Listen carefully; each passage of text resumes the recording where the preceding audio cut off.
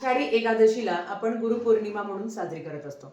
आता यंदा गुरुपौर्णिमा ही 29 जुलै 2026 ला वार बुधवारी आलेली आहे. याचंच अवचित्त साधून आपण गुरुचरित्राचं पारायण दरवर्षी करत असतो. प्रत्येकाला इच्छा असते की ह्या गुरुपौर्णिमेचं अवचित्त साधून आपण गुरुचरित्राचं पारायण करावं. आता हे पारायण कसं करावं, याचे उपवास कधी सोडायचा आणि जर नैवेद्य दाखवायचा, काय दाखवायचं, कसं दाखवायचं, हा व्हिडिओ सगळा बघा. संपूर्ण व्हिडिओ स्किप न करता बघा, म्हणजे तुम्हाला तुमच्या सगळ्या प्रश्नांची उत्तर मिळतील. नमस्कार सर्वांना, श्री स्वामी समर्थ. तुम्हा सर्वांचं आपल्या चॅनलमध्ये खूप खूप मनापासून स्वागत. आता गुरुपौर्णिमा ही 29 तारखेला आलेली आहे. 7व्या दिवशीच्या गुरुचरित्र पारायणाची सांगता ही 8व्या दिवशी केली जाते, असं ग्रंथात वर्णन केलेलं आहे. म्हणजेच काय, आपल्याला 8 दिवस तुम्हाला पारायण करायचं आहे. मग 22 तारखेपासून ते 29 तारखेपर्यंत तुम्हाला पारायण करायचंय. म्हणजे 22, 23, 24, 25, 26, 27, 28. 28 तारखेला पूर्ण वाचन संपणार आणि 29ला तुम्ही सांगता करू शकता. आता आज आहे 19 तारीख, सॉरी 20 तारीख आहे आज. आता आधीच मी तुम्हाला सांगते, गुरुचरित्र पारायण काही नियम अटी असतात आणि प्रत्येकाचं स्वप्न असतं की गुरुचरित्र पारायण करावं. आता ज्यांना गुरुचरित्र पारायण करायचं आहे तर त्यांनी 22 तारखेला सुरुवात करावी. 29ला सांगता येते, पण सांगतेचे नियम आहे जे तुम्हाला मी थोड्या वेळात सांगते.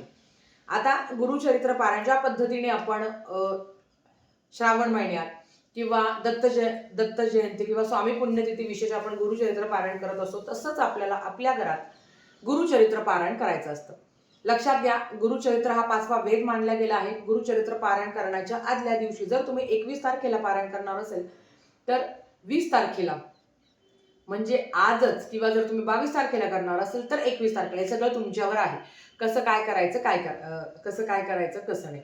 आता बघा, जर तुम्हाला गुरुचरित्राचं पारायण हे 22 ते 29 मध्ये करायचं असेल तर आदल्या दिवशी नारळ साखर ठेवायची, महाराजांना विनंती करायची की माझ्याकडनं पारायण निर्विघ्नपणे पार होऊ दे. मासिक धर्म सुतक पेटाळ असेल तर पारायण करायचं नाही. तर गुरुचरित्र पारायण हे असं नाहीये की 3 दिवस वाचलं आणि नंतर मासिक धर्म आला आणि ते थांबलं, असं नाहीये. हे पारायण आपल्याला पूर्ण करावंच लागतं. घरात कोणीही पारायण करू शकतं. शक्यतो ब्रह्ममुहूर्तावर उठूनच तुम्ही पारायण करावं. सांगितलेले अध्याय रोज तुम्हाला पठण करायचे आहे. आता सगळ्यात महत्वाचं, ब्रह्मचर्याचं पालन. तुमच्या घरात मांसाहार होणार नाही, कडकडीत अंडे पण होणार नाही, असं जर तुमच्या घरात नियम अटी असेल ना, जर ते पाळणार असेल तरच पारायण करा. मी पारायण करणारी व्यक्ती एकच धान्य खावं, म्हणजे जर तुम्ही गहू खाणार असेल तर गहू, ज्वारी, बाजरी, नाचणी जे तुमच्याकडे असेल ते तुम्ही एकच धान्य खावं. भात वर्ज्य आहे, सगळ्या डाळी वर्ज्य आहे, सगळ्या भाज्या तुम्ही खाऊ शकता कांदा लसूण सोडून. बाकी खूप काही नाही आहे. आपण वर्षी यथाशक्ती यथाभक्ती पारायण करत असतो आणि मालक आपल्याकडनं ते करूनही घेतात.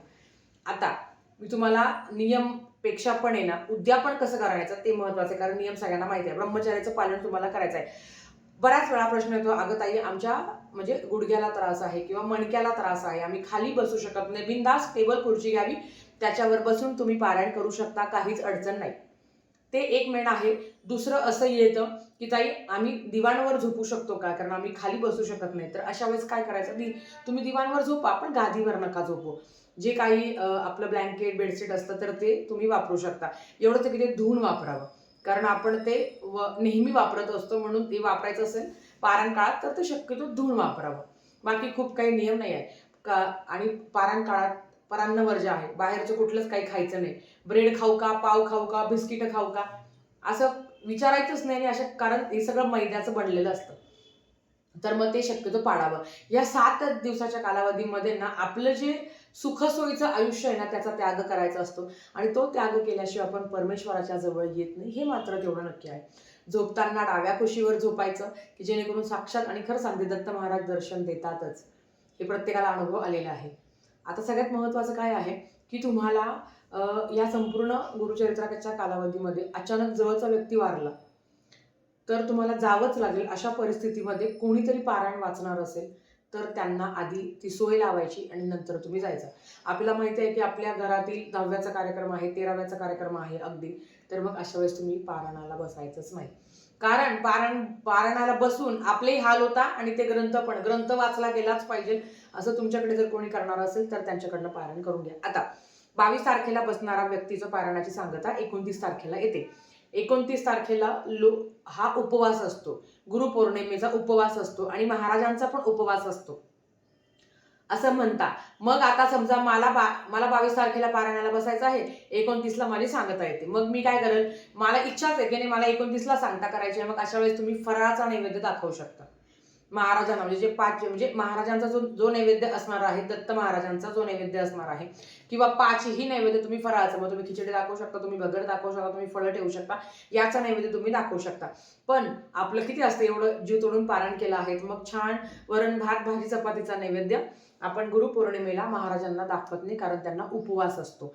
मग 21 तारखेला जर तुम्ही पारायणाला बसले तर 28ला तुमची सांगता येते. मग 28लाच तुम्ही वरण भात भाजी चपातीचा नैवेद्य दाखवू शकता. नाही तर आता समजा मी 22 तारखेला पारायणाला बसले, 29ला माझा पारायणाची सांगता येते, पण ती सांगता मी अशी करू शकते की बुवा फराळाचं दाखवून. नाहीतर काय करायचं, 23 तारखेला पारायणाला बसायचं. परत एकदा सांगते, 23 तारखेला पारायणाला बसायचं, 23 ते 30 तारखेपर्यंत तुमचं पारायण होऊन जातं. 30 तारखेला तुमची सांगता येते. मग त्याच दिवशी वरण भात भाजी चपाती, कारण